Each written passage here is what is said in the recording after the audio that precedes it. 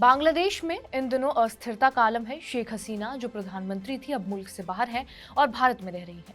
Nobel विजेता मोहम्मद यूनुस सरकार चला रहे हैं। देश में अल्पसंख्यक खास करके हिंदू समुदाय पर जारी हमले के बीच एक प्रेस फ्रीडम से जुड़ी चिंता भी खड़ी हो गई है। बांग्लादेश की एक अदालत ने शेख हसीना के हालिया संबोधन पर रोक लगा दी है। ये रोक बांग्लादेश की अंतर्राष्ट्रीय अपराध ट्रिब्यूनल ने लगाई है। यही ट्रिब्यूनल शेख हसीना पर लगे सामूहिक हत्या के मामलों की जांच कर रहा है।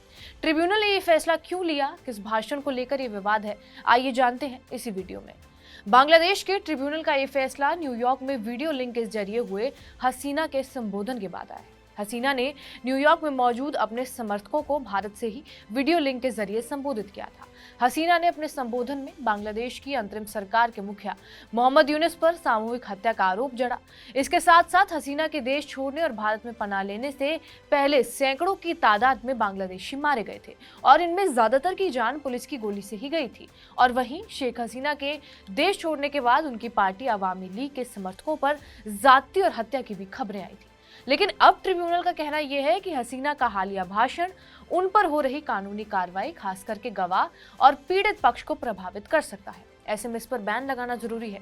हालांकि अब भी ये साफ नहीं हुआ कि ये किस तरह से तय होगा कि हसीना का कौन सा भाषण हेट स्पीच माना जाएगा और ये कैसा आदेश लागू होगा।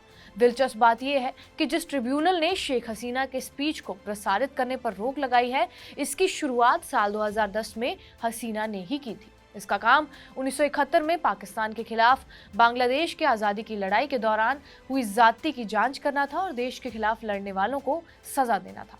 इतना ही नहीं, शेख हसीना को प्रधानमंत्री पद से हटाने के महीनों बाद बांग्लादेश ने अपनी करेंसी से शेख मुजीबुर रहमान की छवि मिटाने की प्रक्रिया शुरू कर दी है। शेख हसीना के पिता शेख मुजीबुर रहमान ने बांग्लादेश की स्थापना की थी। बांग्लादेश की अंतरिम सरकार ने भारत से 2 डिप्लोमेट भी वापस बुला लिए हैं जो बंगाल और त्रिपुरा में तैनात थे। और बांग्लादेश बैंक नए नोट छाप रहा है जिसमें जुलाई के विद्रोह की तस्वीरें होंगी। ढाका ट्रिब्यून ने गुरुवार को ही छात्रों के नेतृत्व वाले विरोध प्रदर्शन का जिक्र करते हुए बताया कि शेख हसीना को 5 अगस्त को भारत भागने के लिए मजबूर होना पड़ा था, जिसके बाद नोबेल पुरस्कार विजेता मोहम्मद यूनुस ने मुख्य सलाहकार के रूप में कार्यभार संभाला।